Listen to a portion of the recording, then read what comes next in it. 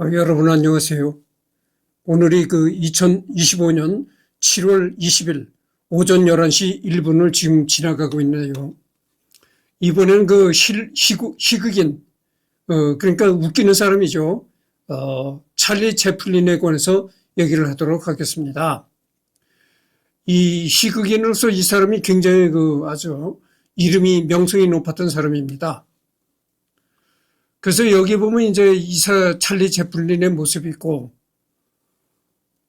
찰스 스펜서, 본명은 찰스 스펜서 채플린 이렇게 되어 있고, 출생은 1889년 4월 16일 영국 런던에서 출생했다. 근데 영국 런던에서 출생했다고는 하는데 확실하진 않다 이런 얘기죠. 미증명이다 이런 꼬리가 붙었습니다. 사망은 이제 1977년 12월 25일 88세로 스위스 보즈 부배에서 사망했다. 국적은 영국, 직업은 희극인, 배우, 영화감독 이렇게 되어 있습니다. 활동 기간은 이제 1895년에서 1976년까지 활동했다. 종교는 없고 부모는 찰스 스펜서 채플린 시니어, 어머니는 한나 채플린, 형제자매는 시드니 채플린, 그리고 아내는 밀드 러드 헤이스. 1918년에서 이제 1921년까지 살았는데 이혼했고, 두 번째 부인은 리타 그레이. 1924년에서 1927년, 그러니까 약 3년간 살다가 이혼했고, 플랫 고더드 1936년에서 1942년까지 살았고 이혼했다. 그다음에 우나 오닐 1943년에서 1977년까지 살다가 사별했다. 이게 첫 번째 부인이고 두 번째 부인이네요. 두 번째 부인의 모습입니다. 그리고 이게 세 번째 부인의 모습입니다. 그리고 네 번째죠. 네 번째 부인의 모습. 그러니까 장가를 몇 번을 갔습니까? 하나, 둘, 셋, 넷, 네 번을 장가를 갔습니다. 그러니까 정말 평범한 사람은 한 번 장가 가기도 어려운데 네 번씩이나 장가를 갔으니까 어떻게 됩니까? 그만큼 여자가 많았다. 이렇게 볼 수가 있는 거예요. 찰리 채플린이 누굽니까? 유명한 희극인이잖아요. 한 번 무대에 섰다 하면 그냥 정말 돈과 명예가 그득한 사람이에요. 한 번 카메라 앞에서 이 찰리 채플린이 한창 참 인기를 누릴 때는 무성영화 시대입니다. 그러니까 소리가 없는 무성영화 시대 때거든요. 어찌됐든 간에, 무성영화든 어찌됐든 간에, 한 번 무대에 섰다 하면 출연료라는 것이, 정말, 함부로 볼 수 없는 그런 돈을 벌어들이는 거죠. 그러니까 이렇게 여자가 많을 수밖에 없는 거예요. 그러니까 여러분들, 내가 이 시간에 내가 누누이 얘기를 하지만, 이 남자를 볼 때 첫째 여자를 보면은 그 남자가 사회적으로 어떤 경제적으로나 명성으로 이름을 날리고 있는가를 대뜸 짐작할 수가 있는 겁니다. 그러니까 이승열이 같이 이렇게 사회적으로도 별 볼 일 없고 돈도 못 버는 이런 주제는 여자가 하나도 없고 돈을 잘 벌고 사회적으로 이름이 있다. 이러면 여자가 많을 수밖에 없는 거예요. 그렇잖아요. 그러니까 남자를 볼 때 여자를 보면 그 남자의 능력을 짐작할 수가 있는 겁니다.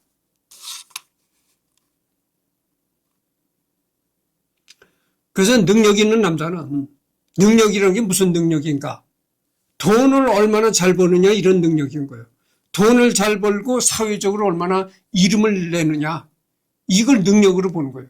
그렇게 능력 있는 남자한테는 여자가 많이 따라붙는 겁니다. 근데 능력 없는 남자는 결혼도 한 번 못하고 죽어. 그 당연히죠. 그 세상의 이치입니다. 세상의 논리입니다. 찰스 스펜서, 찰리 채플린 경우 1889년 4월 16일에 태어나가지고 1977년 12월 25일에 사망했다. 영국의 배우, 코미디언, 영화 감독이자 음악가로 무속영화 시기에 크게 활약한 인물이다. 내가 그랬잖아요. 이 사람이 그 활동할 때는 이 목소리가 들어가지 않는 무속영화 시대였다. 이런 얘기입니다. 녹음된 소리, 특히 대사가 없는 영화를 말한다. 영화와 녹음된 소리를 합치려는 생각은 영화의 초기부터 있어 왔으나 동기화라는 기술적인 문제 때문에 1920년대 초중반까지는 모두 무성 영화들이었고 필요한 대사는 장면 중간중간에 자막으로 삽입되었다. 여러분들, 지금 내가 유튜브를 하고 있잖아요. 유튜브를 할 때 지금 내가 소리가 뭐가 들어갑니까? 내 목소리가 그대로 들어가는 겁니다. 그런데 지금은 이게 별거 아닌 걸로 생각이 되잖아요. 동영상을 촬영하면서 내 목소리를 담는다. 이게 별로 아닌 것 같이 생각이 들지만 1920년대까지는요. 동영상을 찍으면서 자기 목소리를 집어넣는다는 거, 그게 어려운 문제였습니다. 기술적으로 그게 어려운 문제였다 이런 얘기죠. 그래서 무성영화를 찍을 수밖에 없는 겁니다. 그러니까 이 찰리 채플린의 목소리가 들어가지 않는 그 동영상이지만 그 어쨌든 간에 그 자막이 나오는, 글자로 자막이 나오는 그런 걸로 찍었다 이거죠. 목소리가 들어가지 않은 자막으로만 나오는 그런 영화를 이 찰리 채플린이 이제 찍었다 이런 얘기죠. 그러니까 코미디극이죠. 코미디극. 그는 그의 캐릭터를 알 수 있는 리틀 트램프 캐릭터를 통해 전 세계적 아이콘이 되었으며 이 캐릭터는 영화 산업계의 역사상 가장 중요한 캐릭터로 인식된다. 그는 6살 때인 1895년부터 사망하기 1년 전인 1976년까지 81년을 활동했으며 그동안 수많은 찬사와 비난을 받아왔다. 무려 81년 동안을 희극인으로서 이제 무대에 섰다 하면 그냥 청중이 구름같이 몰려드는 그런 생활을 81년 동안 했다. 이런 얘기입니다. 런던에서 채플린은 어린 시절 동안 가난과 고난을 겪었다. 그의 아버지가 집을 나가고 어머니가 힘들게 살림살이를 하면서 채플린은 9살이 되기 전까지 보육원에 2차례 보내졌다. 14살 되던 해에는 어머니가 정신병원에 수용되었다. 그렇게 이제 성장해가지고는 인기인으로 그렇게 인기를 누리면서 무수한 돈을 벌어들였지만, 어렸을 때는 이렇게 그 가난한 가정에서 불우하게 자랐다 이런 얘기죠. 채플린은 5살 때 처음 무대에 섰으며 10살 때 극단에 들어가서 어린 시절부터 뮤지컬에서 연기를 시작하였으며 5살 때부터 무대에 섰다는 겁니다. 그러니까 아주 어렸을 때, 어린 아이였을 때서부터 무대 생활을 했다. 그러니까 아주 완전히 무대 생활에 잔뼈가 굵은 거죠. 크면서 무대에서 코미디언으로 활동하였다. 19살에 그는 프레드 카노의 극단에 들어갔으며 1912년 23살에 영화 제작자가 미국으로 초청하면서부터 할리우드에 정착하게 되었다. 채플린은 할리우드에서 코미디 분야로 유명하였던 맥 세넷의 키스톤 스튜디오에 발탁되고 그는 처음으로 생활비 벌기에 출연하게 된다. 곧이어 그는 자신의 캐릭터인 리틀 트램프를 선보이게 되고 많은 팬들을 형성하게 되었다. 채플린은 초기에 출연한 영화부터 감독을 맡기 시작하였고 이후 그는 키스톤에서 SNA, 뮤추얼, 퍼스트 내셔널까지 감독을 맡아왔다. 1918년에 채플린은 세계에서 가장 유명한 배우들 중 한 명이 되었다. 세계적인 대스타가 되었다. 이런 얘기입니다. 그러니까 이 사람이 이제 영화에 출연한 거는 일반적인 뭐 멜로물 이런 영화가 아니고 코미디극이죠. 코미디 영화입니다.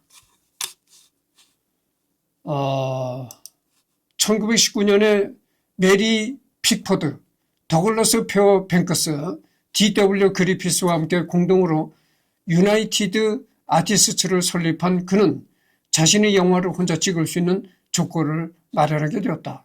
그의 최초의 장편 영화인 키드를 찍은 후 채플린은 UA에서 파리의 연인, 파리의 연인은 1923년에 찍었고 황금광시대 서커스를 찍으면서 왕성한 활동을 하게 된다.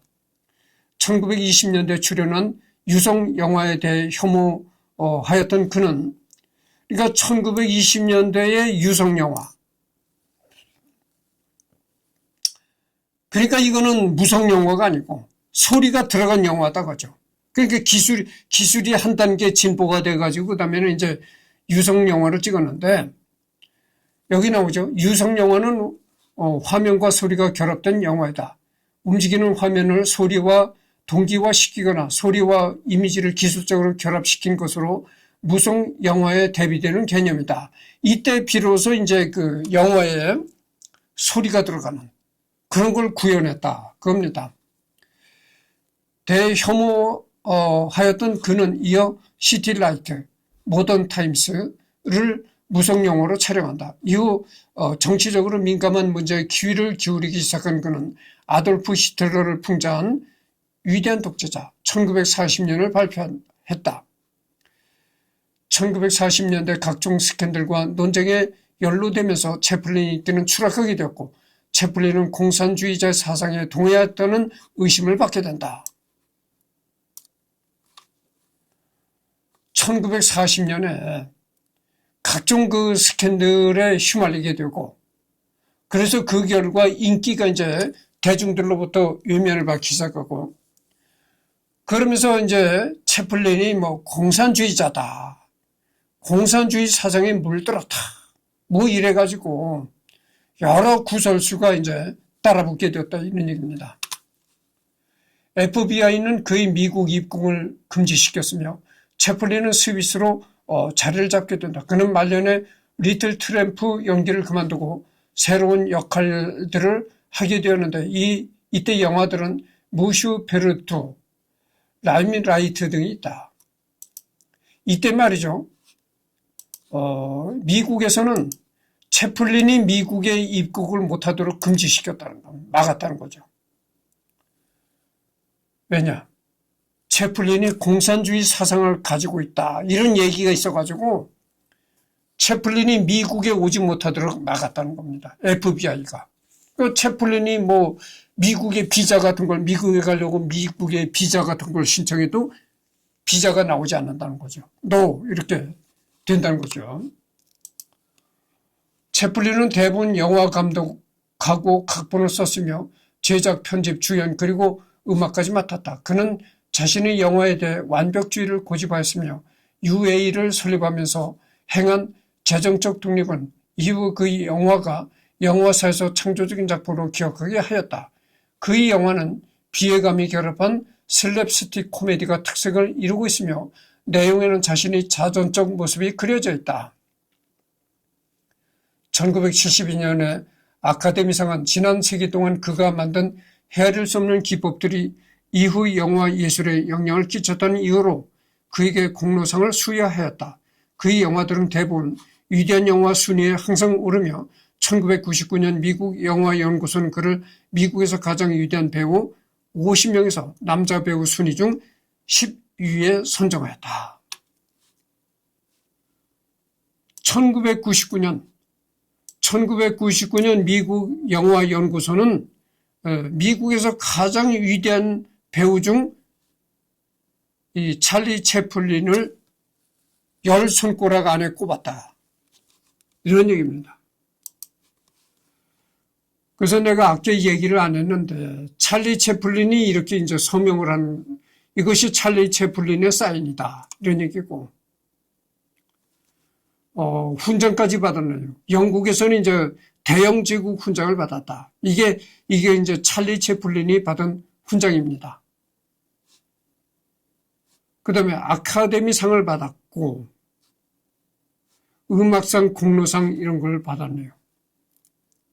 그러니까 희극인으로서 대영 제국 훈장까지 받았으니까 최고의 영예를 누린 거죠.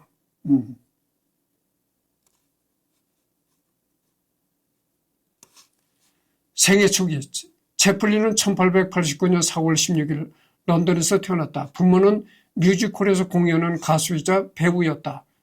채플린이 3살이 되던 해 부모가 이혼했으며 이후 어머니와 함께 여러 곳을 이사하며 자랐다. 채플린은 노모로부터 노래를 배웠으며 할머니가 집시 자손이라는 점을 자랑스럽게 생각했다.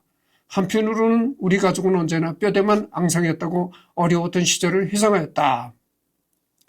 찰리 채플린의 아버지는 알코올 의존증이 있었으며 다른 여성과 결혼했으나 그마저 오래가지 못하였고, 채플린의 이복 형제는 병든 어머니를 모시고 힘든 생활을 하여야 했다. 1901년 그의 아버지는 결국 알코올 의존증으로 인해 사망하였다. 그러니까 찰리 채플린의 아버지가 알코올 중독자였다. 그죠? 그러니까 술을 너무나 이제 마셔가지고 알코올 중독자였고, 온 가족이 말랐다. 그러니까 여기 있잖아요. 우리 가족은 언제나 뼈대만 앙상했다. 우리 가족 중에 이렇게 찐 사람이 없었다. 이런 얘기죠. 이게 모습이 이제 1910년에 찰리 채플린의 모습입니다. 1910년에 촬영한 찰리 채플린의 모습이죠.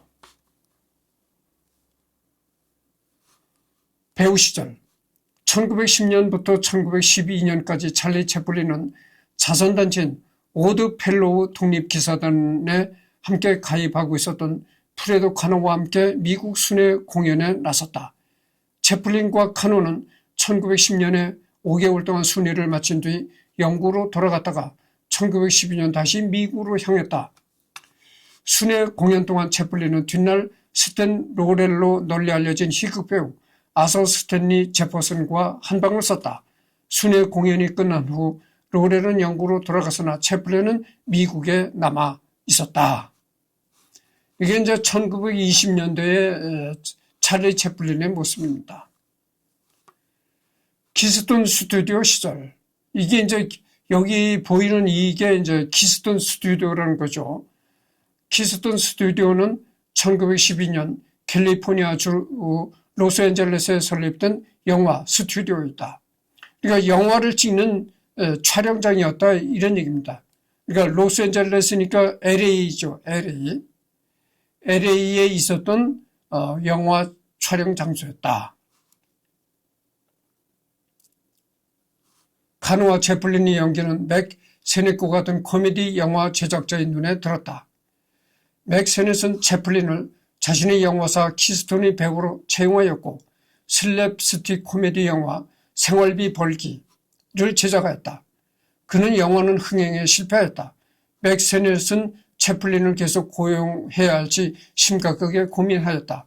함께 영화 제작에 참여하였던 배우 마벨 노르만이 세넷을 설득하여 채플린을 다시 한번 기회를 주기로 했다. 그런데 이 찰리 채플린이 이제 슬랩스틱이라는 코미디 영화를 처음 촬영했는데 그 영화가 흥행에 실패했다는 거죠. 흥행에 실패하니까 어떻게 되겠어요? 이 영화 제작자가 이제 많은 빚을 안게 되고 그러니까 운영이 어려워지게 되니까 이 채플린을 해고시키려고 했었다는 거죠.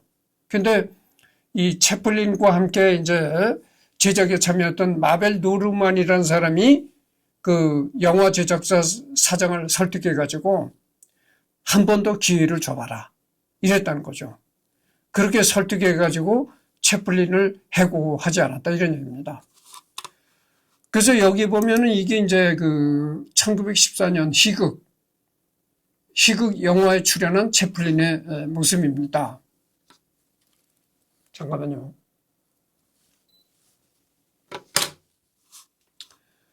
이게 오른쪽이 이제 채플린이죠.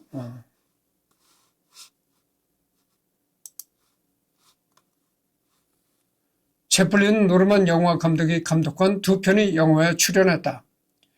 채플린은 여성이 감독하는 영화를 한다는 것을 내키하지 않았으며 자주 의견 충돌이 있었지만 결국 2편의 영화를 완성했다. 그리고 노르만 영화 감독이 감독한 2편의 영화에 또 출연했다는 거죠. 이때 영화 감독이 이제 여자였었다는 거죠. 그 배우는 영화 감독이 하라는 대로 이제 해야 되니까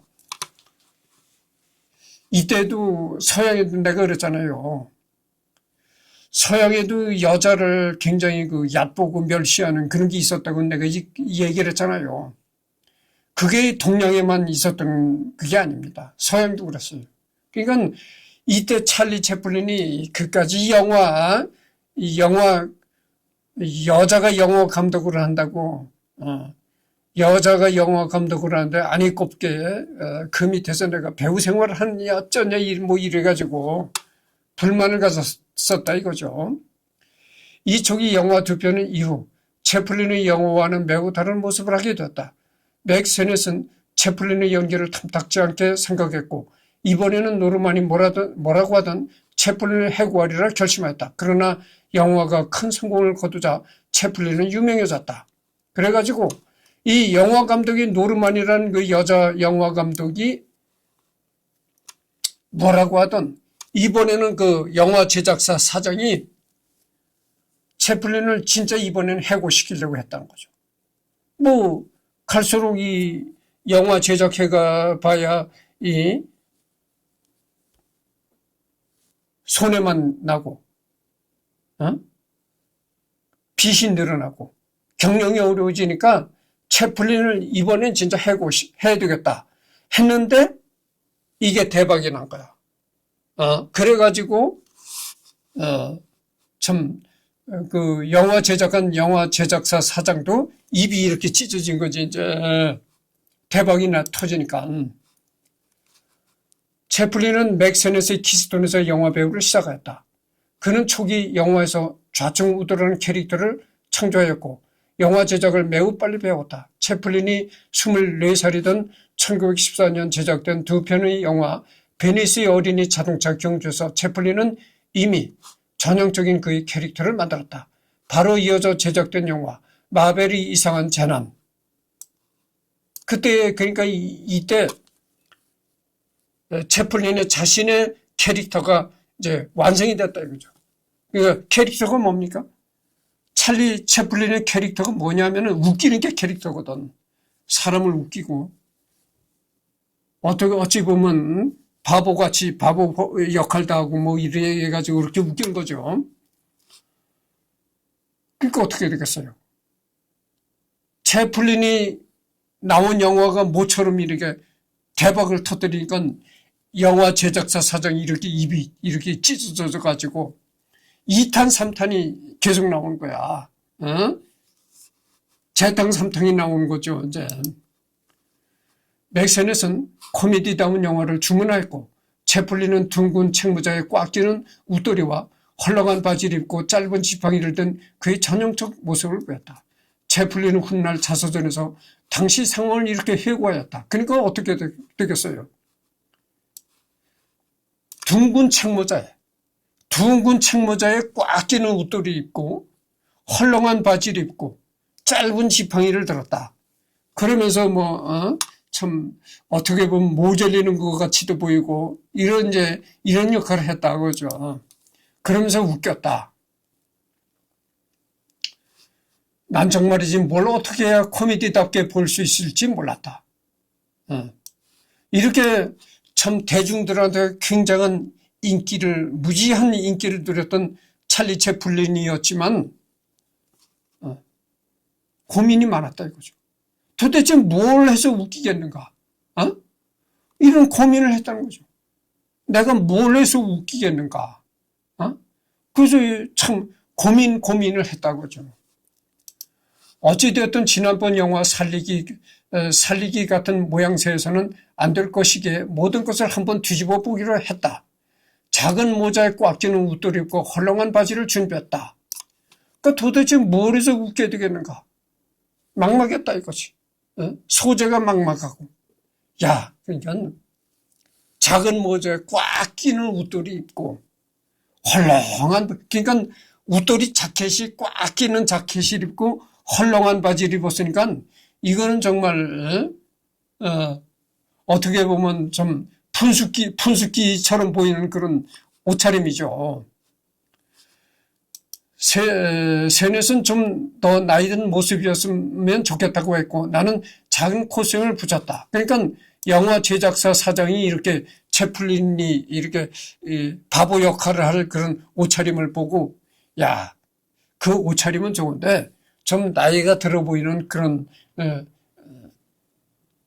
모습이었으면 좋겠다. 그래서 그때서부터 이렇게 나이가 들어 보이려고 코스튬을 붙였다는 거죠. 이 찰리 채플린 영화에 나오는 거 보면 이 언제나 이렇게 코스튬을 붙인 겁니다. 그래서 영화 제작사가 이 찰리 채플린이 이제 옷차림을 보고 옷차림은 좋은데 옷차림은 좀 모자르는 것 같이 보이고 그러니까 좋은데 좀 나이가 들어 보였으면 좋겠다. 그래서 이제 영화 제작사 사장이 그런 말을 하길래 거기 이제 코스튬을 그래서 붙였다는 거죠. 코스튬은 내 원래의 표정을 바꾸지 않고 나이 들어 보이기 위한 방편이었다. 여러분 내가 이 싹 면도를 하고 다니잖아요. 사람은 이 면도를 한 게 싹 면도를 한 것이 나이가 안 들어 보입니다. 이 수염을 기르면요. 수염을 기르면 상당히 사람이 나이가 많이 들어 보여요. 난 이 캐릭터로 어찌해야 할지 몰랐다. 지금 27분을 경고하고 있습니다. 그러나 막상 분장을 마치자 나는 그 캐릭터가 되었고 이해하게 되었다. 내가 무대에 오르자 캐릭터가 완전히 태어나게 되었다. 이때서부터 찰리 채플린 1964년에 이런 찰리 채플린이 이런 고백을 한 겁니다. 이때서부터 찰리 채플린의 고정적인 의상이 이제 된 거죠. 그러니까 웃돌이는 꽉 낀 적은 아주 작아 보이는 그런 웃돌이 입고 바지는 바지를 입고 이렇게 하고 모자는 투챙이 큰 둥근 모자를 입고 지팡이는 아주 짧은 지팡이를 가지고 이렇게 가지고 나왔다 이런 얘기죠.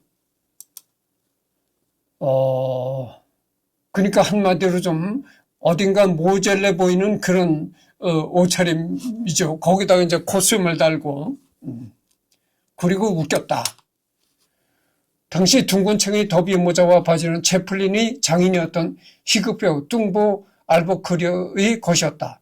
거기에 동료 희극배우 체스터 콘킨이 꽉 끼는 웃옷을 구해주었고 14 사이즈의 구두는 동료 희극배우인 포드 스텔링이 준 것이었다. 채플린은 구두의 좌우를 바꾸어 신었다. 코스튬은 희극배우 맥 스웨인의 머리카락을 잘라 붙였다. 채플린이 스스로 구한 것은 작달만한 지팡이뿐이었다. 참 이게 웃깁니다.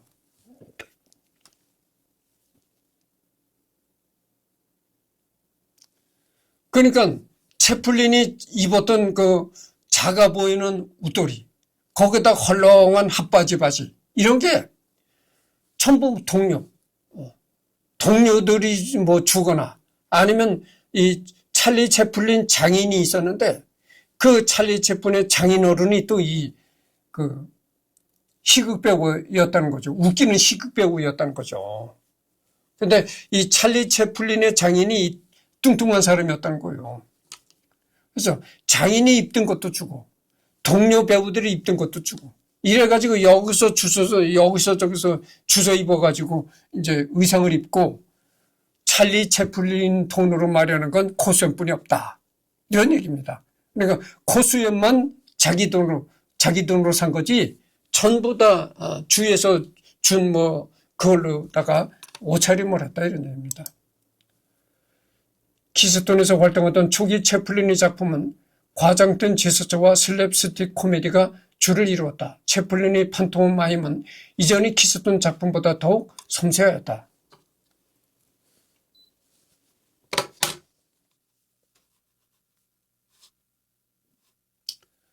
키스톤의 핵심은 보여주는 개그였고 이를 위해서라면 등장인물을 짓밟고 차는 장면도 서슴없이 집어넣었다. 비평가들은 이 새로운 코미디가 저속화되고 평했지만 대중들은 열광하였다. 대중의 인기로차 채플린이라는 이름은 곧바로 영화의 전면에 등장했다. 1914년 채플린은 틸리의 구멍난 로맨스를 비롯한 34편의 단편 영화에 출연했다.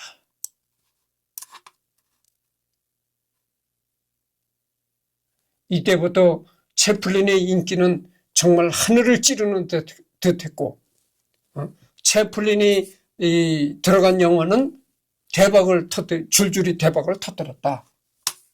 그리고 어떻게 되겠어요? 영화 제작자 사장이나 영화 감독이나 이런 사람들이 채플린을 모셔가려고 좀 야단나는 거죠. 채플린만 모셔와서 영화에 출연했다면 대박이 나니까 채플린 모셔가기에 이제 눈에다 불을 켤 정도였다. 꽉 끼는 우도과 헐렁한 바지는 채플린의 대표적인 상징이었다. 보세요. 그러니까 이게 채플린이 좀 모자르게 보이죠. 옷차림도 좀 어디가 분수기 있게 보이고, 어딘가 나사 하나가 빠지듯하게 보이고, 그렇죠. 채플린의 캐릭터는 방랑자라는 이름으로 널리 알려졌다. 채플린은 꽉 낀 우옷과 헐렁한 바지로 유랑민의 모습과 함께 신사적인 면모를 표현했다. 채플린의 영화는 무성 영화였기에 언어의 차이가 관계없이 누구나 공감할 수 있었다. 당시 미국에는 세계 각지에서 온 이민자들이 있었고 런던에서 온 이민자였던 찰리 채플린에 영광하였다.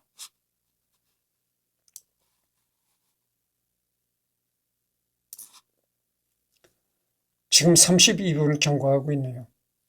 여러분, 미국이란 나라가 무슨 나라입니까? 이민자의 나라잖아요.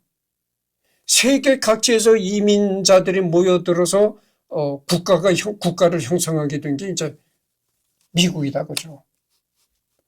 그래서 세계 각지에서 이민자들이 모여들어서 미국에는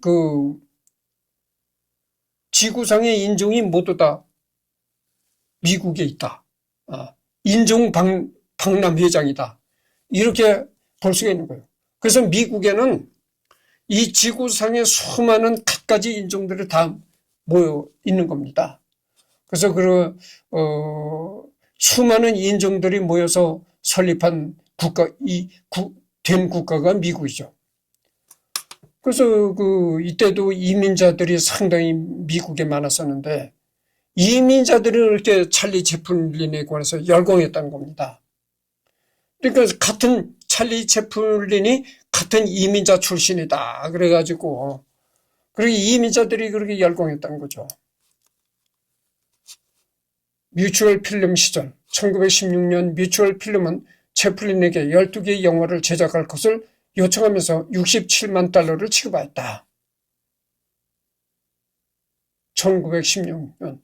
뮤추얼 필름이라는 이제 영화 제작사가 있었는데 12개의 영화를 제작해달라고 요청하면서 67만 달러라는 거금을 채플린에게 지급했다고 합니다. 그러니까 아까도 얘기를 했지만 채플린의 인기가 하늘을 찌르듯이 올라가니까 채플린이 들어간 영화는 전부 대박이 나니까 영화 제작사 사장들이 야, 얼마를 줄게 와라. 얼마를 당신한테 줄 테니까 와라. 서로 이제 모셔가기에 바빴다 이런 얘기죠. 그러니까 너도 나도 영화 제작사 사장들이 거금을 주면서 모셔가려고 하니까 찰리 채플린의 수입이 엄청나게 되는 거죠. 채플린은 이후 18개월에 걸쳐 12개의 영화들을 만들었다. 그러니까 18개월 동안에 12개의 영화를 만들었으니까 어떻게 됩니까? 한 달에 영화 한 편씩 거의 한 달에 영화 한 편씩 만들었다 이렇게 볼 수 있는 거는. 그러니까 이때 찰리 채플린은 엄청나게 스케줄에 바빴다고 볼 수 있는 거죠. 이때 만들어진 작품 가운데 손쉬운 길, 어느 날 오전, 전당포, 모험가 같은 영화들이 널리 알려져 있다. 이 영화들에서 여성 주인공은 에드나 토바이언스가 연기하였고 이 외에 에릭 캠벨, 헨리 버그, 엘버트 오스틴과 같은 배우들이 출연했다. 그 영화들은 크게 성공하였으며 채플린은 미국의 대표적인 배우로 떠올랐다. 제1차 세계대전에 미국이 참전하게 되자 채플린은 미국 정부가 발행한 전쟁 채권인 자유채권의 대변인으로 활동했다.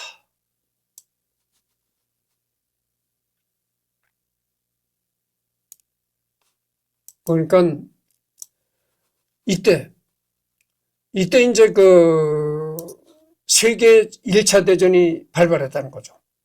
그렇게 찰리 채플린의 인기가 하늘을 찌르고 올라갈 때 세계 제1차 대전이 터져가지고 미국에서 미국이 이제 1차 대전에 참전을 하다 보니까 미국도 여러 가지 이제 경제가 어려워지고 그러다 보니까 이제 전쟁 채권을 미국이 발행했는데 그 전쟁 채권의 일종의 대변인으로 활동했다. 그러니까 어떻게 했어요? 사회적으로도 그만큼 미국 정부가 찰리 채플린을 사회적으로도 유명 인사로 대우하게 됐다 이런 얘기죠. 이게 다른 방향으로 얘기를 하면 뭐 그거잖아요. 홍보대사니 뭐니 이런 얘기가 나오잖아요. 그런 식이다. 그런 식이라는 거죠. 홍보대사. 그러니까 미국 정부가 이제 홍보대사를 임명했다. 뭐 이런 식이 되는 거죠. 1918년 이후 채플린은 독자적인 영화 회사를 창립하였다. 그러나 키스톤, 에서나이, 뮤추얼 시기 영화들은 이름을 바꾸고 재편집되면서 끊임없이 재상영되었다. 훨씬 이후의 시기인 홈비디오 시장이 만들어진 때에도 채플린의 영화들은 비디오로 다시 제작되어 팔려나갔다. 심지어 에서나이는 채플린의 옛 영화들을 잘라 모아 채플린의 새 영화로 판매되었다가 처벌되기도 했다. 1933년에는 뮤추얼 시기 12편의 영화에 음성을 입혀 다시 상영되었다. 그러니까 채플린 초기에는 무성 영화였고 이렇게 소리가 들어가지 않은 무성 영화였고 또 이 필름을 이렇게 돌리는 그래서 이제 극장에서만 상영을 하는 그런 영화였었는데 조금 더 기술이 이제 발달돼 가지고 비디오 가정에서 볼 수 있는 비디오가 또 제작이 됐다는 거예요. 그러니까 뭐 비디오 제작까지 해서 전 미국이 판매가 되니까 찰리 채플린이 어떻게 되겠어요. 뭐 수입이 점점 뭐 엄청나질 수밖에 없다 이거죠. 퍼스트 내셔널 피처스 시절 뮤추얼 필름과의 계약이 끝나자 채플린은 퍼스트 내셔널 픽스와 8편의 영화 제작을 갖고 계약을 하게 되었다. 이후 1918년에 제작된 게이 생활, 어깨총은 사회풍자로 성공을 거두게 된다. 특히 어깨총은 제1차 세계대전을 가지고 풍자를 다루었기 때문에 군인들에게 인기가 많았다. 그러니까 모자리는 역할도 했겠지만 모자리는 듯하게 차리고 나와가지고 이제 사회를 풍자하는 그러니까 이 사회의 뭐 잘못된 점을 비꼬면서 웃기는 그런 역할도 많이 했다. 이러면서 1918년에 밀드레이 헤이스와 결혼한 채플린은 점점 더 그와 관계가 멀어져 갔으며 채플린은 더더욱 상상력이 고갈되어 갔다. 이때 1918년에 밀드레드 헤이스라는 여자와 결혼했다고 합니다. 근데 결혼 생활하다가 점점 둘의 사이가 멀어져 갔다. 이런 얘기고. 의견은 키드라는 데 나왔던 1921년 작품이라는 겁니다. 그러니까 이제 이게 찰리 채플린이고 그 옆에 이제 또 어떤 어린아이하고 이렇게 앉아있는 모습이죠. 근데 이 모습이 참 상당히 좀 모자래 보이고 좀 어딘가 좀 멍해 보이는 그런 모습입니다. 1919년에 선이사이드 즐거운 하루의 촬영을 끝맺은 채플린은 집 없는 아이의 촬영을 시작하면서 제키 쿠컨을 만나게 된다. 제키 쿠컨을 이끌면서 촬영되는 영화는 키드로 이름을 바꾸게 된다. 영화는 성공을 거두게 되며 채플린은 드디어 명장 반열에 오르게 된다. 키드는 채플린 최초의 장편 영화로 평가된다. 이후에도 채플린은 유한 계급, 봉급날 순례자를 제작하면서 8개를 채우게 된 채플린은 퍼스트 내셔널을 나오게 된다.